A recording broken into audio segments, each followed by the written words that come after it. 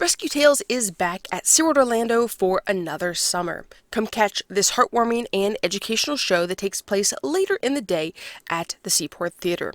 It's a perfect way to cool off, stay dry, and learn all about rescued animals and their amazing stories. Let's check it out. And now, we hope you enjoy Rescue Tales in Action.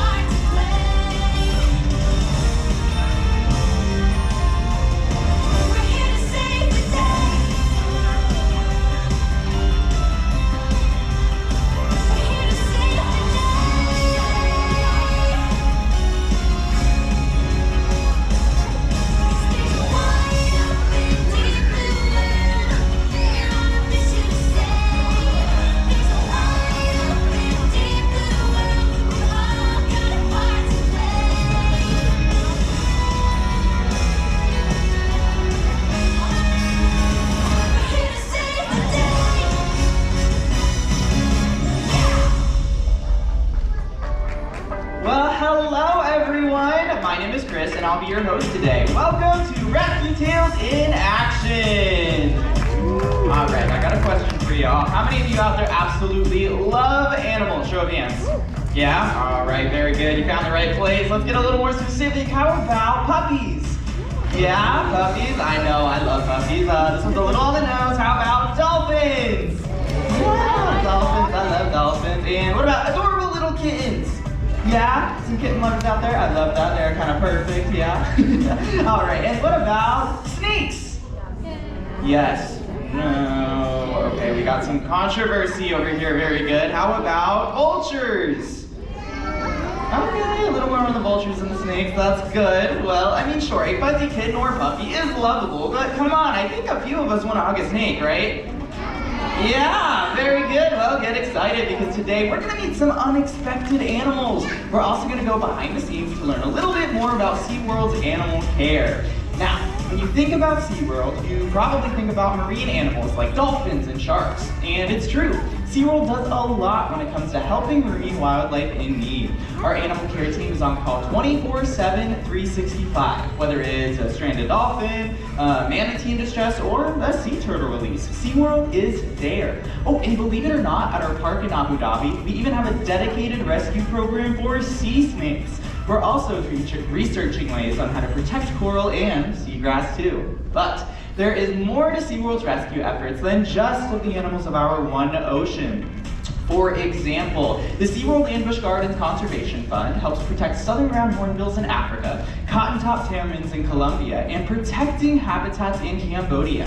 Today, we're going to shine a light on these lesser-known but vital efforts and of the animals in our care. But please, don't take my word for it. Everyone, please welcome my co-host, Zach.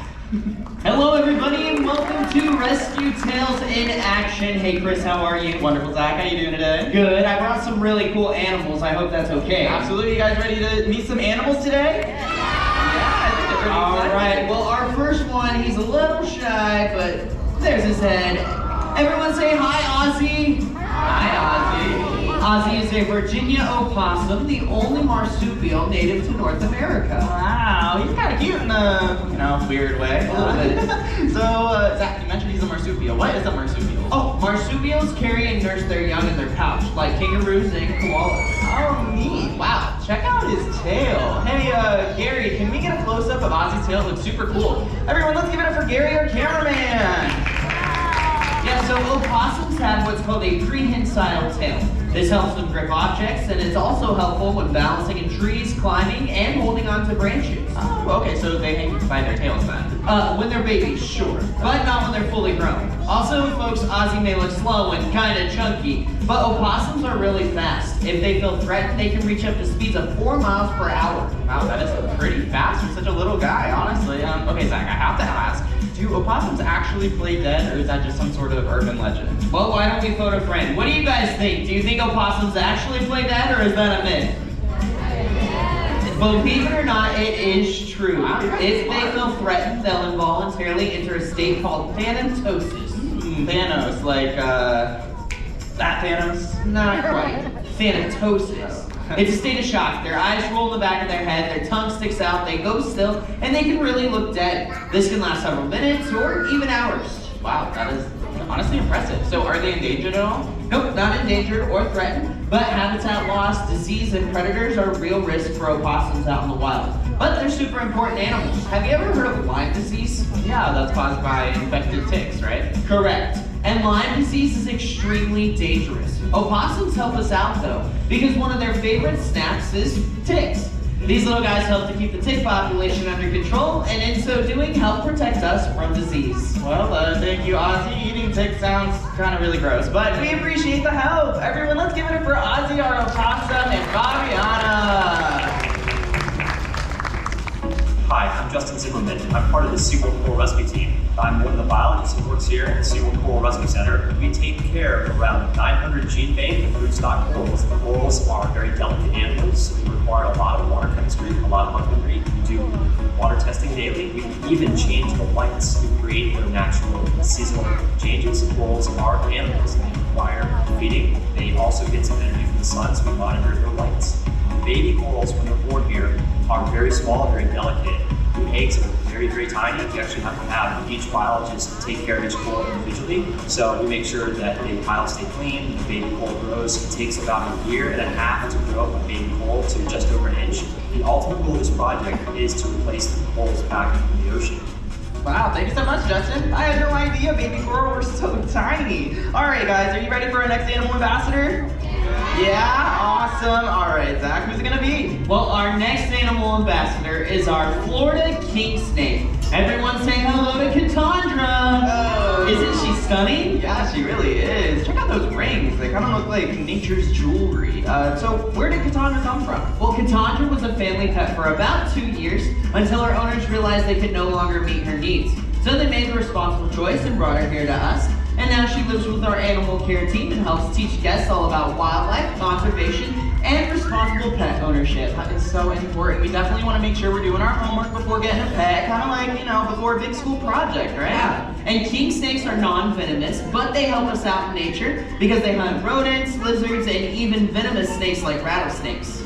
Wait, they eat venomous snakes and they're not harmed? Yeah, because king snakes are immune to the venom of many dangerous snakes, which is why they play an important part in keeping the balance of their ecosystem. Wow, so she's kind of like a tiny superhero, except for a cape she's got really cool camouflage. That is a great observation. Yeah, those black and white rings, Gary, you getting a close-up on those? Yeah. Those help her blend into her surroundings. Grasslands, deserts, forests, even your backyard. She's also a great climber, so she can be found in a tree, a shrub, or under a log. Nice, so she's a great climber, great hunter, and really good hider. I'm impressed, but these guys aren't dangerous at all, are they? Not at all. Okay. Cassandra's very docile, which is why king snakes are often kept as pets. However, like any animal, if she feels threatened, she might act defensive, which is why it's very important that we treat all of our animals with respect and care. That's a great tip, Zach. So what can we do to help animals like Cassandra out in the wild? Well, we can support the wildlife conservation efforts, Yeah. okay? Because forests and natural spaces are being turned into buildings and roads. And it makes it hard for snakes like Cassandra to find the places they need to live. By supporting conservation and protecting these natural spaces, it will help snakes like her survive. Yeah, and we can all become wildlife heroes too, right? By doing the things that we said with protecting habitats, with, making responsible pet decisions, and just little things like recycling. Everyone, let's give it up for Cassandra and our animal trainer, Melissa.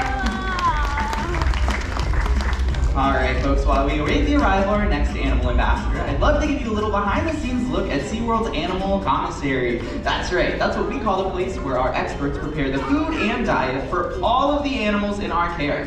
Hey, Liv, can you link us to the commissary, please?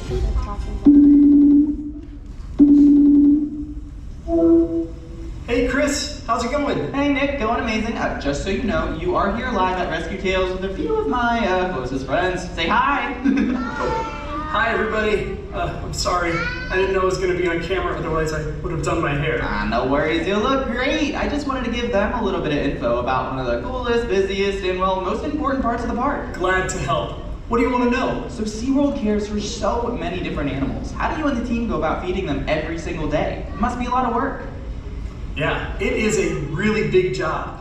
Every single animal here in the park, they have their own unique diet, and that diet is weighed out every single day to make sure they get the right amount of fish. We also want to make sure that we're giving them the best quality fish, so before it's ever fed to an animal, we check it 5 times a day. That's a lot of time. Oh, Chris, I'm really sorry. Florida Fish and Wildlife, they're calling me right now about an injured manatee. I gotta go. Oh, yeah, no worries, Nick. Go save that manatee, and I'll see you around the commissary. I told you they were busy. All right, it looks like we're gonna do another animal ambassador. Hey, Zach, who's it gonna be? Yeah, our next animal ambassador is extremely cute. Everyone say hi to Boris, our Asian small-clawed otter. Oh, he is adorable. Hey, buddy. So, how old is Boris? Boris is 17 years old. Okay. And I assume by his name, they are not found in Kansas? No, not Kansas. Asian small-clawed otters live in the rivers, lakes, and streams of Southeast Asia. Boris is the smallest of 13 otter species, aren't you? And they get their names because They're small claws? you got it. They have really short claws on their partially webbed digits. Nice. I mean, he's such a furry little guy. Yeah, he really is. You know, humans have between 300 and 2,200 hairs per square inch. Okay. However, Boris here has almost 450,000 hairs per square inch. Wow. And otters are the only amphibious member of the weasel family. Oh, that's cool. Well, I mean, he obviously seems friendly. Are they social? With each other, sure. Okay. Otters live in large groups with monogamous parents raising their pups. And you know, when baby otters are born, they don't know how to swim. Wait, really? Yeah. How do they learn? Is there some sort of school program or something? Not quite. The baby otter, the parents actually teach the baby otters how to swim, and then once they're fully grown, they become habitat engineers. They burrow in riverbanks and mangroves, and those burrows act as homes for other animals. Look at all the snuggles, Boris. While Asian small-clawed otters are not currently endangered, they are extremely vulnerable due to habitat destruction. Conservation efforts are essential to protect otters and ensure their survival for future generations to appreciate. Well, I, for one, am very happy that those conservation efforts are in place. Everyone, let's give it up for Boris, our Asian small-clawed otter, and Emily Red. All the movements with the snuggles. Yeah. Just hanging out. My job is to ensure that all of the animals here at SeaWorld Orlando are healthy, so I do physicals on them, treat their illnesses, perform surgeries. There's an entire team here at SeaWorld. We have veterinarians, veterinary technicians, we have an entire lab staff, and we have our own pharmacy here at SeaWorld. That means that we can dispense our own medications for our animals, and we can customize it to fit the size of the animals. So we have our own lab here on property, so we can submit all of our samples so we can get our results immediately, and we are able to treat the animals in a very efficient manner. I can not only treat the animals here at SeaWorld, but we also do rescue and rehabilitation. We are able to collect data from those animals and give that information to those who can change and advocate for the animals and their environment.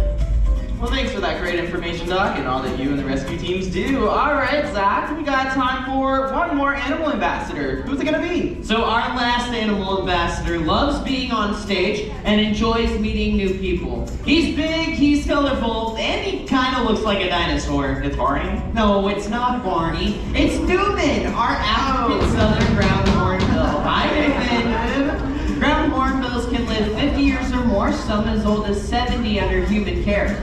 Newman was hand-raised at SeaWorld San Antonio, and he's 21 years old.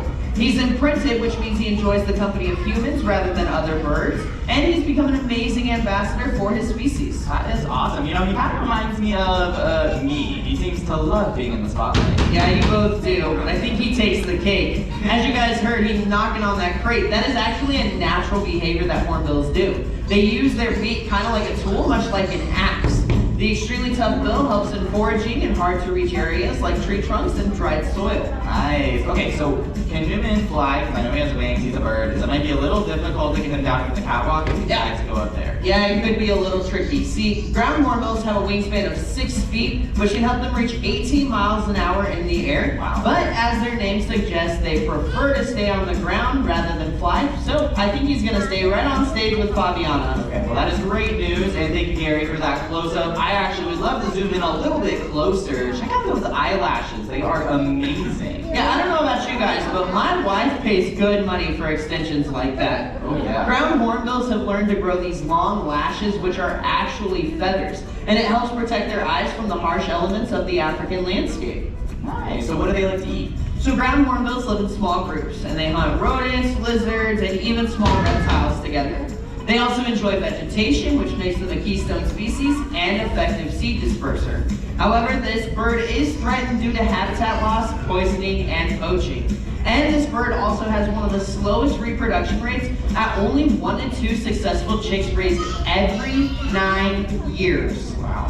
Yeah, part of the reason is because they only build their nests and lay their eggs in one type of tree, and that tree is becoming scarce. If they can't find a suitable tree, they won't lay their eggs. That is wild. Can't we just I don't know, make artificial trees for them to use instead? You know what? That's a great idea, and that's exactly what we are doing, Chris. SeaWorld Busch Gardens Conservation Fund has contributed to many projects to help species like Newman's. For example, the Mabula Ground Hornbill Project in Kruger National Park has perfected making these fake trees that the hornbills have taken a liking to.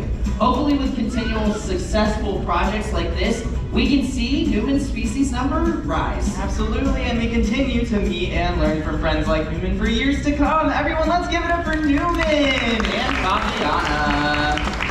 I think he's gonna take the scenic route. Yeah. Awesome job, buddy. One more round of applause for Newman. Our Rescue Tales reminds us that every creature, no matter how big or small, deserves love, compassion, and a second chance. Through our Rescue Center efforts, we're proud to be able to offer that second chance. Always, thank you to all of the animal ambassadors that joined us out here on stage today. Until next time, remember to cherish every tale. Within each one, there is a story worth saving. Thank y'all for joining us today, and have a wonderful rest of your day here at SeaWorld Orlando. Bye-bye!